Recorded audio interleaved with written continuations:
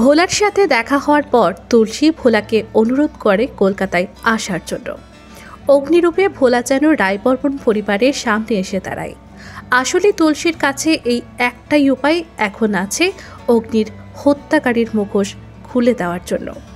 প্রথমে রাজি না হলেও ভোলার মনে পড়ে তুলসীর যন্ত্রণার কথা, তাই নিজের মত পাল্টে অবশেষে এসে পৌঁছায় কলকাতায় তুলসীর সাহায্য করতে। রায়বর্মনদের থেকে ভোলাকে লুকিয়ে রাখার চেষ্টা চালানোর সময় নানা হাস্যকর মুহূর্ত তৈরি হয় এবং শেষে তুলসী ভোলাকে একটি অন্য অ্যাপার্টমেন্টে থাকার ব্যবস্থা করে দিতে পারে। শুরু হয় ভোলা থেকে অগ্নি হয়ে ওঠার যাত্রা এবং এই কাজটিতে তুলসীর সহায়তা করতে আসে ওম। এক ভিন্ন ধরনের মানুষ ভোলা। গ্রামের ছাঁচ থেকে বেরিয়ে শহুরে বাবু হতে পারবে কি ভোলা?